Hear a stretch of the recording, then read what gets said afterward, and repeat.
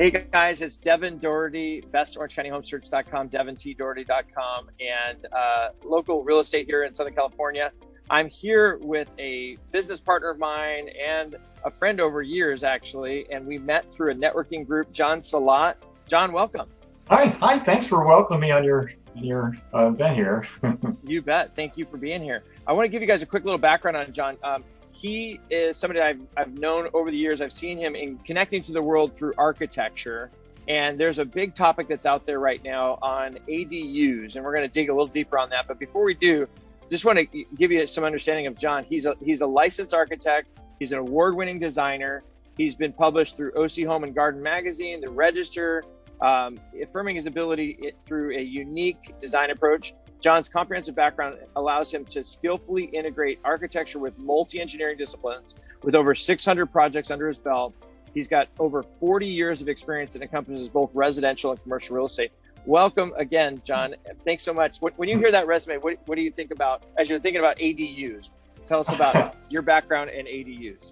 I've been solid in Orange County, all in the 42 years here. So I see a lot of changes about development and growth in an area. And originally, before ADU came out, you had to beg the city, or the county, the jurisdictions to get a granny flat or a granny's quarters or in-laws quarters or, babysitter's room, whatever it was. But they were always concerned, you might rent this out. This is not designed for multi-unit zone on this property, right? So now the state is, which has the umbrella over the localities, is saying, no, you can't control the density of the area, and you have to allow this to happen. But what happens is that each city or county is going to take interpretation of that, and some are a little more honest. They'll say, well, these are guidelines, and some will say these are ordinances. So everything I'm saying today and sharing is really up to working with local agencies. They still have the final say, but you can always pull a pilot. You can say, well, these are the state guidelines, and usually they back off. I usually don't have a problem. But a perfect example is you can give up your garage even, and where's your parking? They say, no, you can park in the street, and there's a lot of things that really upsets the control of HOA communities and local planners who put a lot of care and attention to making sure it's harmony and air without having high density and parking problems. But the state's throwing its wild card in because they think that it will help, people affordable homes, right? So that's how politically we arrived to this point. Right. Yeah, and I was telling you that before we went live, that I came to this conversation by way of obviously having clients buying properties where they want to use them for their highest and best use. And so you have clients pushing the envelope for what they can develop on a property. But then we had the real situation of having my wife's mother need to have a place that was close to my wife. And it turned out that she needed more care than we could provide in our home. But it would have been really nice to have a granny cottage outside our backyard where we do have the space for it, but we didn't plan well enough in advance for it. So that's kind of the reason why you and I came together. And it's just funny because so many people are talking to me about ADUs now that I thought I would just bring you as an expert right into the conversation. So again, can you give us kind of more the California definition? I know you can't really speak to county and city and HOA, but you've got the California definition of ADU and the recent law. Talk to us a little bit about what an ADU is and what is highest and best use for some situations like this. Absolutely. Yeah. Well, ADU stands for auxiliary dwelling unit, which is just another way of saying that you can rent the space out or use it for private use. You can't subdivide a lot. You can't sell it separately. So you still have this local zoning ordinances for that. That doesn't change the use of that lot, So when you sell it, you have to sell it as one parcel or one lot, right? You can't just divide it, but you can rent it out. So they can't stop you. The HOA or the city or county can't stop you because of the way it's written. Now they can have their interpretation of that, and it gets very complex because what they're saying is you can give up a garage and turn that into it, and you can park in your driveway in the streets, and there's some restrictions about parking still, but it becomes pretty fluid now, right? And also you can build above your garage. You can put in a second story, but there may be some height restrictions by locality, or you can have it divide your house in half and you can, like it's almost like a tenant wall division, you know what I mean? And you can, and as long as you have a separate entry, that's another way of doing it. Or you can also do both. You can divide your house and have a junior, standard and junior. It has to do with the size of the unit pretty much, between a junior and a regular. So they call it JDU versus ADU, right? But okay. So it gets complex. So you can also have a separate dwelling. The good thing is if your lot's small, they're also, you don't follow the local ordinances on setbacks, which they normally tell you the bulk and where the building can fit and the ratio that. If you have an AD, you can actually go up to close as 4 foot for the back and the rear. But again, you have to, everything I'm saying is got to be reviewed by an architect. This is just very general rules of thumb, and there's always certain exceptions. It's very complex. If you look at the whole formula, like, okay, am I adding above? Am I splitting my house? Or am I adding another outside separate dwelling outside of mine? You know what I mean? It takes the synergy of all that. So everything I'm saying are just rough, rule of thumbs, and then you have to investigate that before you jump in and say, oh yeah, John said that you can do all this. Well, yes and no, right? right. You don't want to get too ambitious here, Well, I mean, here's the whole point of this conversation is obviously we're going to get your contact information out at the end of this, but we're also going to make sure that people understand, not only do we have the baby boomer generation needing housing, not only do we have the housing crunch, but we also have young people wanting to stay with their parents longer, but not be under the same roofs. I mean, there's a lot of reasons to do this on various types of property. And I've seen it done on very small properties, like you said. I've seen it done on larger properties. You specialize along the beach. You have Newport Coast and Corona Del Mar and areas like that you do a lot of these with. Tell us about why clients are doing it in that area.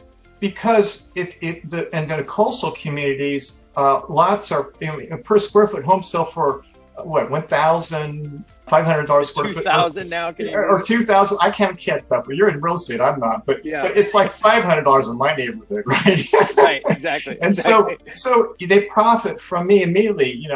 Doesn't matter the construction, cost per square foot. They're still ahead, like about $500 to $1,000 a square foot. So they make money, and it gives them sort of, like some people, big's never enough. So it gives them another reason to go bigger. So it's not necessarily for people who are poverty stricken. Also, people with a lot of money can have advantage.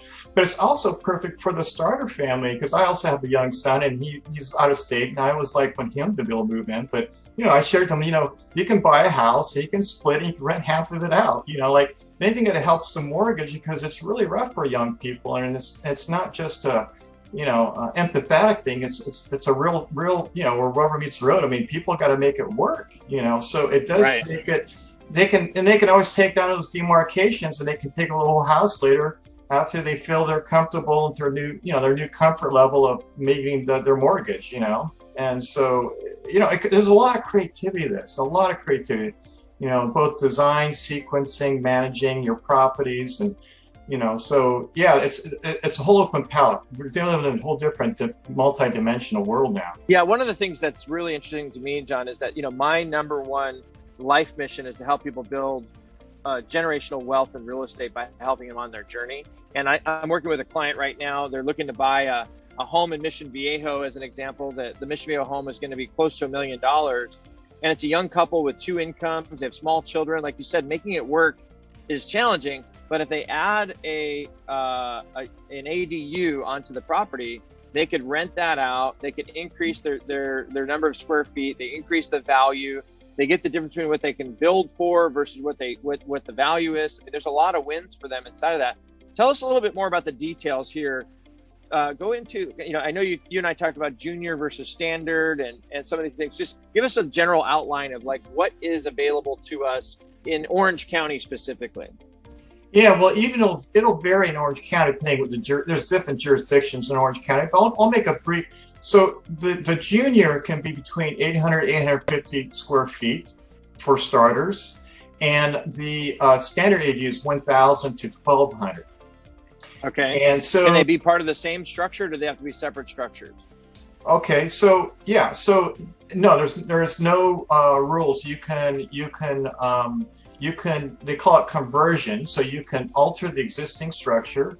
You can split it up in half and not add, divide it, or you can add. And add it can, if you do add, even though it restrict on the side yards, you may be restricted on the height. So you maybe have to have a close, because they don't spell everything out by the state. So it gives the city some little bit, they feel like they're a little bit more in charge. You got to give them some power, you know? Yeah. Yeah. But I think one of the things though is if you have let's say you bought a house that's only let's say it's only 800 square feet, like it's, you know, let's suppose you have like a cottage or bungalow house, then you are limited to adding on to an ADU there. Even though a lot's big enough to do it, to go up to 1,200 square feet, you can't increase it more than 50% of what's existing on the site. Okay, so there's these guidelines in place, and obviously if somebody could reach out to you, they could get some coaching specifically on that. Is there a difference between the features of a standard unit and a junior unit? You know, I think it's just more about size. I know I was talking about a kitchen or no kitchen, and that's sort of interpretive, but I think it's more about the size of it. Again, it may change, and what happens is I'm not getting the same story. As you know, right. Even though there's state guidelines, there's local interpreters, right? We got to work with this local agency. So right. It's not like go knock on a door to states. You have to still work with the local agency. You don't override them, but you can, you know, if there's any confusion to anything I'm saying, you know, you can always, you know, whether architects are working with me or whoever is, they can appeal it. They can say, this is what's in the state, and you're saying X, and this says Y, right? And you can come to some resolution, and a lot of times they'll just say, oh, we're just implying this. It's not enforceable. But I do know they use sometimes they call them guidelines, and sometimes they call them ordinances. So that tells you the attitude where the city is like they're trying to, you know, be in charge. And I really respect planners, right? Because I've been on the planning board, right? And yeah. you want to be able to work for it. You don't want neighbors to be upset, and you know, and you want harmony in the community. You want to have controls of the master plan of the area. So this kind of takes a little bit of out of their reach, you know. And so it's kind of a new. Even though it's been around for a few years, it changes frequently in the state and local, and everybody's still trying to. And the growing pains trying to figure out what is that fine line. So I think there's going to be a little bit of confusion, which is normal, you know, in that sure. State. Yeah. Sure. Yeah, and I think there's opportunities anytime these things kind of come about. Would it be safe to say, John, you know, kind of in closing and really trying to wrap this up, that the tiny home movement has finally hit Orange County? I'm doing a 400 square foot home in Chabuca Oaks Canyon. Okay, there you Sitting go. on top of a garage. Right? There you go. And the garage is just same size.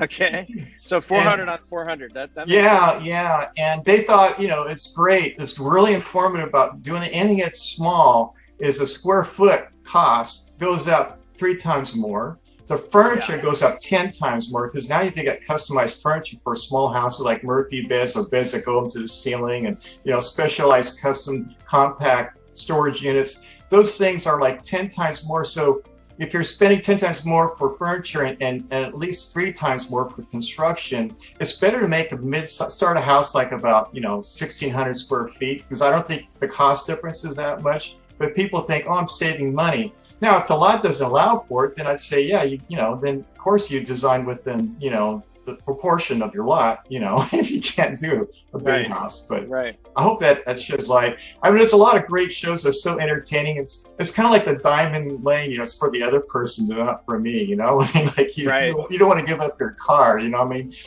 you know, to go take a bus or something. So it's kind of the same thing with small units. Yeah, there's a certain point where it's not financially really practical. It makes great reality shows, but it just doesn't really work in my experience. So I would discourage it.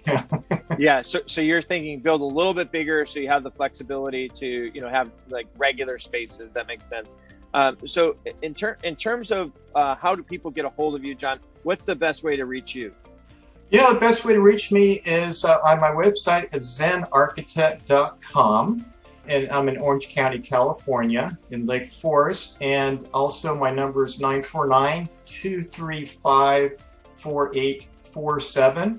And my contact information is also on my website. Yeah, so there's your website right there. I just put it up for everybody so they can see it. Yep. So feel free to reach out to John here at zenarchitect.com. He's got a great amount of experience in this. Not only ADUs, right? You do everything. But the thing that's been so interesting lately is that having sold literally hundreds of homes, over 1,000 in the last 7 years here locally, so many clients are asking the question, how can I maximize? How can I take care of my parents? How can I leave, you know, have a place for my son? without him being in my same kitchen, all these kinds of things. So give John a call, and absolutely, he can help you on that journey. And if you want to talk about real estate and optimizing that, both he and I can get together on that. But we really appreciate you guys taking the time to watch this, and feel free to leave a comment below or shoot us a message. And thanks so much, and make it a great day. Thanks again, John. Yeah, thank you so much for inviting me in. You got it. Have a good day. You bet. You're welcome. Thank you. We'll talk soon. Bye.